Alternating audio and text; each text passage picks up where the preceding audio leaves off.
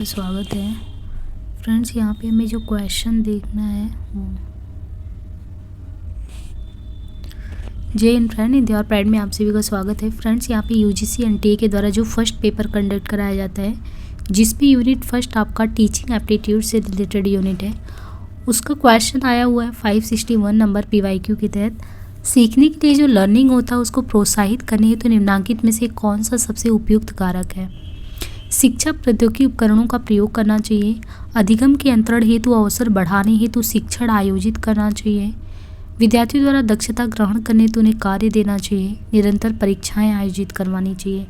तो देखिए, सीखने के लिए जो लर्निंग को प्रोत्साहित करना है उसके लिए आपको क्या करना चाहिए, टीचिंग की क्लासेज वगैरह आयोजित करवानी चाहिए, है ना। सीखने के लिए जो लर्निंग है उसको प्रोत्साहित करने के लिए, अधिगम के अंतरण के लिए अवसर बढ़ाने हेतु शिक्षण आयोजित करना सबसे उपयुक्त माध्यम है। शिक्षण कार्य का आयोजन किए जाने से जो लर्निंग प्रोसेस है उसमें गति आती है। लर्नर व्यवहार की उन विशेषताओं की पहचान करनी है जो शिक्षण के अवबोध स्तर, यानी अवबोध बोले तो अंडरस्टैंडिंग लेवल से संबंधित है। विद्यार्थी अपने स्वयं के शब्दों में तथ्य और सूचना देता है। देखिए, यहाँ पे ये बोला ना कि अंडरस्टैंडिंग के लेवल पे जाके देखना है, तो वहाँ क्या तथ्य और सूचना देता है एक विद्यार्थी। दूसरा, विद्यार्थी तत्काल पढ़ाए गए फैक्ट को याद कर लेता है। विद्यार्थी अपनी बातों को स्पष्ट करने के लिए स्वयं एग्जाम्पल देता है। विद्यार्थी अनेक तरीकों से अर्थ की व्याख्या करता है। विद्यार्थी पढ़ाए गए पाठ को सही अनुक्रम में प्रस्तुत करना है। तो जब भी हम लर्निंग की स्टेज पे होते हैं तो यहाँ पे देखना हमारा ये A, C and D option is right, क्योंकि विद्यार्थी यहाँ पे क्या होगा, वो समझेगा, जो बात आप कहेंगे अंडरस्टैंडिंग लेवल पे उसको समझेगा, उसको व्याख्यायित करेगा, ना कि वो बस एक तरीके से रट ले और रटने के बाद जो है तथ्यों को रट ले, ऐसा नहीं है। वो अपने स्वयं के शब्दों में, अंडरस्टैंडिंग तो यही होता कि जो हमने पढ़ाया वो आपने अपने शब्दों में उसको बयां किया। तो लर्नर व्यवहार की निम्नलिखित जो विशेषताएँ हैं, जब लर्नर जो है सीखने वाला वो अंडरस्टैंडिंग के लेवल पे जाता है तो वो स्वयं के शब्दों में तथ्य और सूचना देता है। विद्यार्थी अपनी बात को स्पष्ट करने के लिए स्वयं एग्जाम्पल देता है। विद्यार्थी अनेक तरीकों से अर्थ की व्याख्या करता है। अंडरस्टैंडिंग लेवल जो होता है वो प्रमुख प्रस्तावक उसके हेनरी सी मॉरिसन है।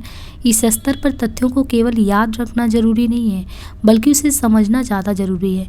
इस स्तर पर सामान्यीकरण की क्षमता को विकसित किया जाता है। सामान्यीकरण करने का मतलब है कि अवधारणा, सिद्धांत, परिभाषा आदि को आप समझो। एग्जाम्पल के लिए न्यूटन के सिद्धांत जो हैं वो शिक्षण सिद्धांत इत्यादि को समझना। अंडरस्टैंडिंग लेवल का मूल्यांकन निबंधात्मक प्रश्न, लघुत्तरीय प्रश्न एवं वस्तुनिष्ठ प्रश्नों के माध्यम से होता है। नीचे दिए गए अधिगम परिणाम की सूची में से ऐसे परिणामों को चिन्हित करना जो उच्च स्तरीय परिणाम कहे जाते हैं। तथ्यों एवं नियमों का अधिगम, विश्लेषण एवं संश्लेषण की क्षमता प्रदर्शित करना, जागरूकता, अनुक्रिया और मूल्यांकन, अनुकरण, कार्यसंधान और सटीकता, अभिव्यक्ति, सहजीकरण, संगठन और चरित्रीकरण। तो यहाँ पे देखिए, जो लर्निंग आउटकम है उसके तहत निम्नलिखित परिणामों को उच्च स्तरीय परिणाम कहते हैं। विश्लेषण और संश्लेषण की क्षमता प्रदर्शित करना, अभिव्यक्ति एवं सहजीकरण, संगठन और चरित्रीकरण। उपयुक्त परिणामों के फलस्वरूप एक लर्नर के अंदर विषय वस्तु की गहन जानकारी हो जाती है। कच्छ शिक्षण के संदर्भ में उस आधार भूमि को क्या कहते हैं जिस पर लर्नर के बीच स्नेहिल और परिपोषक संबंध बनाए जा सकते हैं, तो वह है शिक्षण की भावात्मकता। कच्छ शिक्षण के संदर्भ में जिस आधार पर लर्नर के बीच स्नेहिल और परिपोषक संबंध बनाए जा सकते हैं उस आधार भूमि को शिक्षक की भावात्मकता कहते हैं। फीडबैक के माध्यम से लर्नर अपने अधिगम की प्रक्रिया को व्यक्त करता है। यहाँ पे निम्नलिखित में से कौन सा लर्नर का संवेगात्मक बुद्धि का सर्वोत्तम विवरण देता है। दूसरे लोगों और स्वयं अपने संवेग को समझना, स्वयं को बलपूर्वक अभिव्यक्त करना, चिंतन में विवेकपूर्ण होना, स्थिति के अनुरूप अपने संवेगों का समायोजन करना, रचनात्मक और आलोचना के प्रति खुला होना, या अन्य लोगों के जैसे वे हैं वैसा ही स्वीकार करना। तो देखिए, समानता ऐसी बुद्धि जिसके तहत व्यक्ति के सांवेगिक पक्ष से संबंधित क्षमताओं, असील गुणों का समुच्चय होता है, उसे संवेगात्मक बुद्धि कहते हैं। एक लर्नर को अपने जीवन को सुचारू रूप से निर्वहन करने के लिए संवेगात्मक बुद्धि का होना जरूरी है। इसके द्वारा निम्नलिखित कार्यों को सुगमतापूर्वक संपन्न कर सकते हैं। संवेगात्मक बुद्धि द्वारा व्यक्ति अपने व दूसरों के विचारों व संवेगों को समझने का प्रयास करता है। संवेगात्मक बुद्धि के माध्यम से व्यक्ति स्थिति के अनुरूप अपने संवेगों का समायोजन भी करता है। संवेगात्मक बुद्धि द्वारा एक व्यक्ति अन्य व्यक्तियों में विभेद कर पाता है। इससे प्राप्त सूचनाओं के आधार पर वह अपनी चिंतन क्रियाओं को निर्देशित करता है। संवेगात्मक बुद्धि संवेगों को समझने, पहचानने तथा उनका उचित प्रबंधन करने में सहायक होता है। संवेगात्मक बुद्धि के द्वारा ही व्यक्ति अन्य लोगों को जैसे वे हैं वैसा ही स्वीकार कर पाता है। निम्नलिखित में से कौन सी अधिगमकर्ता की सामाजिक विशेषता है इनमें से? तो वो है स्वयं को दूसरों के साथ संबंधित करने की योग्यता। स्वयं को दूसरों के साथ संबंध करने की योग्यता लर्नर की एक सामाजिक विशेषता है। अर्थात यदि एक लर्नर सामाजिक होगा तो वह सहज भाव से ही खुद को दूसरों के साथ समायोजित कर लेगा। वह अध्ययन क्षेत्र जिसमें प्रौढ़ अधिगम कार्यों हेतु रणनीतियों के रूप में भूमिका प्रदर्शन, अनुगमन और स्वमूल्यांकन का उपयोग किया जाता है, निम्नलिखित में से वो क्या कहलाता है? तो क्या कहलाता है? एंड्रोगॉजी। एंड्रोगॉजी वो अध्ययन क्षेत्र है जिसमें प्रौढ़ अधिगम कार्यों हेतु रणनीतियों के रूप में भूमिका प्रदर्शन, अनुगमन और स्वमूल्यांकन का उपयोग किया जाता है। शिक्षण अधिगम से संबंधित अनुभव का संकु को किसने प्रस्तुत किया था? तो ये किसने किया था? एडगर डेल ने। शिक्षण अधिगम से संबंधित अनुभव के संकु का सिद्धांत प्रसिद्ध शिक्षाविद एडगर डेल महोदय ने दिया था। इसके माध्यम से अधिगम में अधिकतम इंद्रियों का प्रयोग करना समझाया गया है। नीचे अभिगम की कुछ विशेषताएं सूचीबद्ध की गई। इनमें से प्रभावी शिक्षण में सहायक तत्वों को पहचानना है। तो देखिए, प्रभावी शिक्षण में सहायक तत्व कौन से हैं? अधिगमकर्ताओं का अध्यापक के प्रति सम्मान होना चाहिए। जो लर्नर है उनकी मानसिक योग्यता का स्तर, लर्नर का पूर्व अनुभव, लर्नर की अध्ययन में अभिरुचि का स्तर, या लर्नर की अंतः व्यक्तिक संबंधों का स्तर, या लर्नर का समाज के बारे में दृष्टिकोण। तो यहाँ पे हमें देखना है कि जो प्रभावी शिक्षण है, प्रभावी शिक्षण वो शिक्षण है जिसमें लर्नर सीखने के उच्चतम बिंदु पर होता है। प्रभावी शिक्षण में सहायक कुछ तत्व हैं: लर्नर की मानसिक योग्यता का स्तर, लर्नर का पूर्व अनुभव, लर्नर का अध्ययन में अभिरुचि का स्तर, लर्नर का समाज के बारे में दृष्टिकोण। नीचे दी गई सूची में से उन अनुदेशनात्मक पक्षों की पहचान करनी है जो कक्षा योजना की संरचना का अंश हैं। सूची के नीचे दिए गए विकल्पों में से अपना उत्तर जो है चयन करना है। विद्यार्थियों का ध्यान प्राप्त करना, विद्यार्थियों का पूर्वकालिक ज्ञान, लर्नर को उद्देश्यों के बारे में सूचित करना, लर्नर की पूर्व पेचिता के रूप में सूचित करना, ग्रंथालय में पठन सामग्री की उपलब्धता की जांच करना, वांछित उत्तर प्राप्त करना। तो इसमें हमें देखना है कक्षा योजना की संरचना के रूप में निम्नलिखित अनुदेशनात्मक क्रियाकलापों को सम्मिलित करना है। तो इसमें विद्यार्थियों का ध्यान प्राप्त करना, अधिगमकर्ता को उद्देश्यों के बारे में सूचित करना, अधिगम की पूर्व पेचिता के रूप में सूचित करना, वांछित उत्तर प्राप्त करना। बोलते हुए सोचने की पद्धति कौन सी पद्धति है? बोलते हुए सोचने की पद्धति है प्रदत्त के गौड़ स्रोत का भाग, अधिगमकर्ता की रणनीति और निष्पादन की जांच के लिए प्रयुक्त तकनीक, प्राथमिक स्रोत उपलब्ध कराकर लर्नर की अभिक्षमता परीक्षण की रणनीति, वैज्ञानिक शोध की आवश्यक विधि। तो देखिए, व्यक्ति बोलते हुए सोचता है तो वह देखता है कि आगे उसे क्या बोलना है, किस प्रकार बोलना है, कि रणनीति पर विचार करना। इस प्रकार ये कह सकते हैं कि लर्नर की रणनीति और निष्पादन के लिए प्रयुक्त तकनीकें हैं। यहाँ पे देखिए अधिगम स्तर दिया है और उदाहरण दिया हुआ है: स्मृति स्तर, अवबोध स्तर, विश्लेषण स्तर और सृजन स्तर। तो यहाँ पे देखें हम ब्लूम की वर्गीकी के अनुसार अधिगम के विभिन्न स्तर से संबंधित सेट 1 तथा उनके एग्जाम्पल दिए हैं, जैसे अधिगम स्तर में स्मृति स्तर, अवबोध स्तर, विश्लेषण स्तर, सृजन स्तर। और यहाँ पे देखिए समझाया गया, जैसे स्मृति स्तर सूचना अनुसरण करना, अनुस्मरण करना, अवबोध में दी गई संकल्पनाओं के उदाहरणों की पहचान करना, विश्लेषण स्तर में सूचना का कई भागों में पृथक्करण, सृजन स्तर में नए विचार उत्पन्न करना। निम्नलिखित में से कौन प्रभावी अधिगम में योगदान देने वाला मुख्य व्यवहार है? इनमें से किसी विद्यार्थी द्वारा कही गई बात का सार तैयार करना, किसी उत्तर का सविस्तार प्रतिपादन हेतु विद्यार्थियों को प्रोत्साहित करना, प्रत्यक्ष एवं अप्रत्यक्ष प्रश्न पूछने की तकनीक का उपयोग करना, सोपानिक प्रस्तुति द्वारा तार्किक क्रम में अवधारणाओं का व्याख्या करना। तो ये होगा सोपानिक प्रस्तुति द्वारा तार्किक क्रम में अवधारणाओं की व्याख्या करना। निम्नलिखित में से कौन उच्च संज्ञानात्मक अधिगम परिणाम का एग्जाम्पल है? इनमें से तथ्यों एवं उनके अनुक्रमों का अधिगम, नियम तथा क्रिया अनुक्रमों का अधिगम, अवधारणाओं एवं आमूर्तों का अधिगम, अभिज्ञता एवं मूल्यांकन का अधिगम। तो इनमें से देखना है ना कि कौन जो है इसमें उच्च संज्ञानात्मक अधिगम परिणाम का एग्जाम्पल है। तो वो है अवधारणाओं एवं आमूर्तों का अधिगम। देखिए यहाँ पे दिया है जो अवधारणाओं एवं अमूर्तों का अधिगम, ये उच्च संज्ञानात्मक अधिगम परिणाम का एग्जाम्पल है।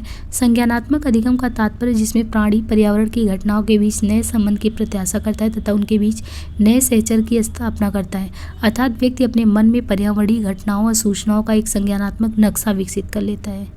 एक अध्यापक विद्यार्थियों के अधिगम की कठिनाइयों को ज्ञात करना चाहता है। निम्नलिखित में से किस परीक्षण का वो उपयोग कर सकता है? संकल्पनात्मक परीक्षण, निष्पादन, निर्माणात्मक, नैदानिक। देखिए समानता जो है, नैदानिक परीक्षण का उपयोग करके एक अध्यापक विद्यार्थियों के अधिगम की कठिनाइयों को ज्ञात करना चाहता है। नैदानिक परीक्षण द्वारा शिक्षक को उन विद्यार्थियों का पता लगाना होता है जो किसी विषय को सीखने में कठिनाई अनुभव करते हैं। उसे ये भी पता लगाना होता है कि उन विद्यार्थियों को किस किस स्थान पर कठिनाई हो रही है, उन कठिनाइयों और दोषों का क्या कारण है। नैदानिक परीक्षण शिक्षण प्रक्रिया में सुधार हेतु उपचारात्मक शिक्षण को दिशा निर्देशित करता है। स्व अधिगम को दृष्टतम बनाने के लिए निम्नलिखित में से कौन सा अभिप्रेरण सिद्धांत सर्वाधिक सहायक होता है?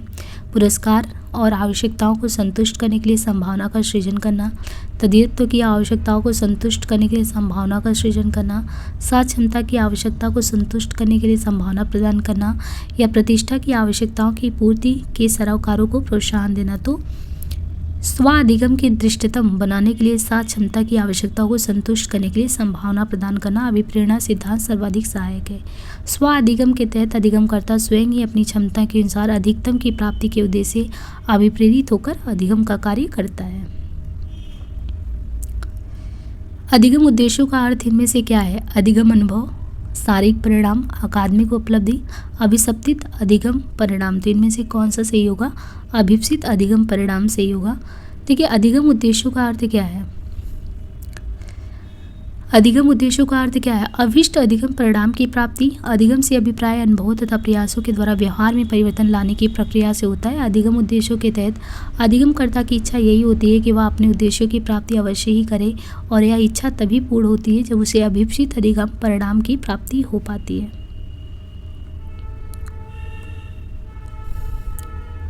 अध्ययन के दौरान अधिगमकर्ता की कौन सी विशेषताएं उसके परिप्रेक्ष्य को प्रभावित करेंगी? अधिगमकर्ता की प्रतिबद्धता, उसके माता पिता की रुचि, अधिगमकर्ता की पूर्व जानकारी, संबंधित क्षेत्र में अधिगमकर्ता का कौशल, या अधिगमकर्ता के परिवार का आकार, या अधिगमकर्ता जिस परिवार से जुड़ा है उसकी सामाजिक और आर्थिक पृष्ठभूमि। तो हमें यहाँ समझना है अध्ययन के दौरान जो लर्नर है उनकी निम्नलिखित विशेषताएं उनके परिप्रेक्ष्य को प्रभावित करती हैं। जो लर्नर है उसकी प्रतिबद्धता, उसकी पूर्व जानकारी, और लर्नर में जो अधिगम करता है उसका कौशल। शिक्षण अधिगम परिप्रेक्ष्य में किसी मूल्यांकन के नतीजे शिक्षकों के लिए अनेक प्रकार से उपयोगी होती है। निम्नांकित में से शिक्षक के लिए क्या सर्वाधिक महत्वपूर्ण उपयोगी या उपयोग है? एक तो अनुदेश योजना बनाने में और अपनाई गई शिक्षण रणनीति की प्रभावशीलता का पता लगाने में उपयोग, छात्रों की अध्ययन रुचियों के बारे में जानकारी प्राप्त करना, छात्रों के अन्य संस्थानों में प्लेसमेंट के बारे में निर्णय लेने के लिए मूल्यांकन नतीजे का उपयोग करना, या छात्रों पर कुछ प्रभावों की पहचान करने में मूल्यांकन नतीजे का उपयोग। तो यहाँ पे देखिए शिक्षण अधिगम परिप्रेक्ष्य में किसी मूल्यांकन के नतीजे शिक्षकों के लिए अनुदेश योजना बनाने में और अपनाई गई शिक्षण रणनीति की प्रभावशीलता का पता लगाने में उपयोगी निष्कर्ष इस रणनीति के लिए उत्तरदायी होते हैं कि वर्तमान में प्रभावी शिक्षण रणनीति कितना प्रभावशाली और आगे इससे अच्छे नतीजे प्राप्त करने के लिए और क्या सुधार किया जाए। यहाँ पे देखिए साक्षात्कार में दिया है ढांचाबद्ध साक्षात्कार, ढांचा विहीन साक्षात्कार, केंद्रित साक्षात्कार, नैदानिक साक्षात्कार। तो यहाँ पे हमें अगर क्रमशः देखें तो ढांचाबद्ध जो है ये पूर्व निर्धारित प्रश्न, ढांचा विहीन में अधिक नमनीय उपागम, केंद्रीय साक्षात्कार में जिन प्रश्नों का उत्तर देना उन पर ध्यान, नैदानिक साक्षात्कार में निजी जीवन का अनुभव आता है। अधिगम में शिक्षक की भूमिकाओं का सबसे महत्वपूर्ण पक्ष क्या होता है? लर्निंग में जो शिक्षक है सिखाने वाला उसकी भूमिकाओं का सबसे अहम पार्ट क्या होता है? वो आपके आंतरिक विकास पर जोर देता है जो पर्याप्त निष्पादन के रचकों में परिणित हो जाए, आंतरिक विकास करना जिसे खतरों एवं किसी के जाल में फंसने से बचा जा सके, प्रोत्साहन एवं नैतिक सहारा देने का प्रबंध करना, या सतत निदान एवं उपचार सहायता का प्रबंध करना। तो यही सही होगा। अधिगम में शिक्षक की भूमिकाओं का सबसे महत्वपूर्ण पक्ष यही है कि वह छात्रों को सीखने में उनका सतत निदान एवं उपचारात्मक सहायता करे। महर्षि अरविंद ने शिक्षकों के संबंध में कहा था कि शिक्षक राष्ट्र की संस्कृति के चतुर्माली होते हुए संस्कारों की जड़ों में खाद देते हैं और अपने श्रम से सींचकर उन्हें शक्ति में निर्मित करते हैं। विद्यार्थी की अधिकतम आत्मोपलब्धि में अध्यापक का योगदान निम्नलिखित में से किसके द्वारा होता है? इनमें से छात्रों की आवश्यकता की अनवरत पूर्ति द्वारा, कक्षा में छात्र के क्रियाकलापों पर कठोर नियंत्रण द्वारा, छात्रों की आवश्यकताओं, लक्ष्यों और उद्देश्यों के प्रति संवेदनशीलता द्वारा। तो यही सही है। विद्यार्थी की अधिकतम आत्मोपलब्धि में अध्यापक का योगदान छात्रों की आवश्यकताओं, लक्ष्यों और उद्देश्यों के प्रति संवेदनशीलता द्वारा होता है। जब तक छात्र को पाठ का हेतु अथवा उद्देश्य पूर्णतः ज्ञात नहीं होता तब तक वे उसमें ध्यान नहीं लगा पाते। केवल पाठ का उद्देश्य जान लेने से भी काम नहीं चलता। यदि पाठ का उद्देश्य बालकों की रुचि को प्रेरणा देने वाला हो तो उनका पूरा ध्यान पाठ को सीखने में लगता है। इसी प्रकार जब छात्र की आवश्यकताओं की पूर्ति नहीं हो पाएगी तो भी वह ठीक ढंग से अधिगम नहीं कर पाएगा। अतः उसकी आवश्यकता की पूर्ति होना जरूरी है। छात्र की सफलता उसकी लक्ष्य की प्राप्ति पर निर्भर करता है। अतः छात्र लक्ष्य को ध्यान में रखकर ही लर्निंग कर पाता ताकि उसे सफलता मिल पाए। इन सब में छात्र की मदद अध्यापक ही करता है। निम्नलिखित में से कौन सी विधि सीखने वाले को अन्योन्य क्रिया में अधिक स्वतंत्रता देने का काम करता है? तो छोटे समूहों में चर्चा। छोटे समूह की चर्चा सबसे उपयुक्त अधिगम विधि मानी जाती है क्योंकि इस विधि में जो लर्नर है उसको अधिक से अधिक स्वतंत्रता और समय मिलता है कि वह अपने विचार को रख सके। निम्नांकित में से कौन सा सीखने की प्रक्रिया का परिणाम नहीं है? अभिवृत्ति, ज्ञान, संकल्पना, परिपक्वता। अभिवृत्ति, संकल्पना, ज्ञान सीखने की प्रक्रिया का परिणाम है जबकि परिपक्वता नहीं। सकारात्मक व्यवहारिक परिवर्तन के लिए अधिगमकर्ता अपने पूर्व अनुभव का सहारा लेता है तथा वह कुछ बातें अपनी परिपक्वता के फलस्वरूप भी सीखता है। प्रायः लर्नर विद्यालय परिवेश में एक ऐसा अपरिपक्व बालक होता है जो अभी सामाजिक सांस्कृतिक मूल्यों को ग्रहण करा ताकि वह भविष्य में प्रबुद्ध नागरिक बन सके। अभिवृत्ति, संकल्पना, कौशल तथा ज्ञान उपज है किन चीज़ों का? सीखने की प्रक्रिया का, वंशानुगत का, शोध का, व्याख्या का। तो इसमें है सीखने की प्रक्रिया का। सीखना या अधिगम यानी लर्निंग एक व्यापक, सतत एवं जीवन पर्यंत चलने वाली प्रक्रिया है। मनुष्य जन्म के उपरांत ही सीखना शुरू कर देता है और जीवन भर वो कुछ ना कुछ सीखता ही रहता है। धीरे धीरे वह अपने को वातावरण से समायोजित करने का प्रयास करता है। इस समायोजन के दौरान वह अपने अनुभवों से अधिक लाभ उठाने का प्रयास करता है। इस प्रक्रिया को मनोविज्ञान में सीखना कहते हैं। जिस व्यक्ति में सीखने की जितनी ज़्यादा शक्ति होगी उसके जीवन का उतना ही अधिक विकास होता है। सीखने की प्रक्रिया में व्यक्ति अनेक क्रियाएं एवं उपक्रियाएं करता है। अतः सीखना किसी स्थिति के प्रति सक्रिय प्रक्रिया है। कक्षा में कुछ छात्र बहुत अधिक अधिगम जिज्ञासा प्रदर्शित करते हैं। इसलिए हो सकता है कि छात्र प्रतिभाशाली हैं, धनी परिवारों के हैं, बनावटी व्यवहार करते हैं, कक्षा में उद्दंडता पैदा करते हैं। तो ये है कि प्रतिभाशाली है। देखिए यहाँ पे जो प्रतिभाशाली छात्र जो है वो कक्षा में बहुत अधिक अधिगम जिज्ञासा प्रदर्शित करते हैं। जिस छात्र में जितनी अधिक अधिगम जिज्ञासा होती है वह छात्र उतना ही अपने जीवन का विकास करता है। सीखने की प्रक्रिया में छात्र अनेक क्रियाएं एवं उपक्रियाएं करता है। अतः सीखना किसी स्थिति के प्रति सक्रिय प्रक्रिया है। प्रभावी शिक्षण अधिगम व्यवस्थाओं के अभिकल्पन में शिक्षार्थी की विशेषताओं का कौन सा सेट सहायक समझा जा सकता है? विषय के संबंध में अधिगमकर्ताओं का पूर्व अनुभव, अधिगमकर्ताओं के परिवार के मित्रों का अंतर्वैयक्तिक संबंध, विषय के संदर्भ में अधिगमकर्ताओं की योग्यता, विद्यार्थियों की भाषा पृष्ठभूमि, निर्धारित ड्रेस कोड, विद्यार्थियों का अभिप्रेरणात्मक अभिमुखीकरण। तो यहाँ पे देखिए प्रभावी शिक्षण अधिगम व्यवस्था में शिक्षार्थियों में निम्न विशेषताएं पाई जाती हैं। विषय के संबंध में लर्नर का पूर्व अनुभव, विषय के संबंध में लर्नर की योग्यता, लर्नर की भाषाई पृष्ठभूमि, विद्यार्थी तथा अध्यापक के बीच आदर्शात्मक संबंध, निर्धारित ड्रेस कोड अपनाने में विद्यार्थियों की रुचि और विद्यार्थियों का अभिप्रेरणात्मक अभिमुखीकरण। Learning is a life long process. अधिगम एक क्या है? जीवन पर्यंत प्रक्रिया है। अधिगम के उपयोगी होने के लिए इसे जीवन प्रक्रमों से जोड़ा जाना चाहिए। तो यहाँ पे देखिए सीखना जो है, सीखना या अधिगम एक व्यापक, सतत एवं जीवन पर्यंत चलने वाली प्रक्रिया। प्रत्येक व्यक्ति प्रतिदिन नए नए अनुभव एकत्रित करता है। अधिगम के उपयोगी होने के लिए उसे इन अनुभवों को जीवन प्रक्रम से जोड़ना चाहिए। अधिगम को प्रभावित करने वाले कारक कौन से हैं? तो शारीरिक कारक में इसके तहत आयु, शारीरिक स्वास्थ्य, थकान, विकलांगता आती है। मनोवैज्ञानिक में इसके तहत बुद्धि, रुचि, अभिवृत्ति, अभिक्षमता आदि आते हैं। शिक्षण अधिगम व्यवस्था की किस प्रकारता में समीक्षात्मक तथा सृजनात्मक आदान प्रदान की अधिक गुंजाइश है?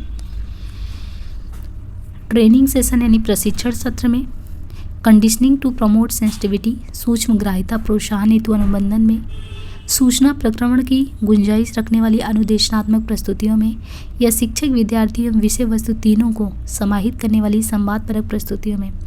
तो यहाँ पे देखिए, शिक्षक, विद्यार्थी एवं विषय वस्तु तीनों को समाहित करने वाली संवादपरक प्रस्तुतियों के उपयोग से शिक्षण अधिगम व्यवस्था में समीक्षात्मक तथा सृजनात्मक आदान प्रदान की अधिक गुंजाइश होती है। शिक्षक, विद्यार्थी, विषय वस्तु तीनों ही शिक्षण अधिगम व्यवस्था के 3 आधारभूत स्तंभ हैं और तीनों जब आपस में अंतर संबंधित होकर समन्वित रूप से कार्य करते हैं तो शिक्षण की प्रभावकारिता जो है वो और भी बढ़ जाती है। अधिगमकर्ता की विशेषताओं की निम्नलिखित सूची में से उनकी पहचान कीजिए जो शिक्षण की प्रभाव उत्पादकता को सुनिश्चित करने में सहायक होंगी। Learner follow the rule of school limit, अधिगमकर्ता स्कूल के नियमों का जिस सीमा तक पालन करता है। लर्नर्स लेवल ऑफ मोटिवेशन, अधिगमकर्ता की प्रेरणा का स्तर। अधिगमकर्ता की सामाजिक प्रणाली के प्रति भावनाएं। अधिगमकर्ता की क्रीड़ाओं और खेलों में रुचि। अधिगमकर्ताओं का पूर्व अनुभव। अधिगमकर्ताओं के अंतर्वैयक्तिक संबंध। तो यहाँ पे देखें, अधिगम की निम्नलिखित विशेषताएं कौन सी हैं? तो अधिगमकर्ता की प्रेरणा का स्तर, उसका पूर्व अनुभव और अंतर्वैयक्तिक संबंध। तो यहाँ से हम नेक्स्ट पार्ट में करेंगे। आज के लिए इतना ही, धन्यवाद।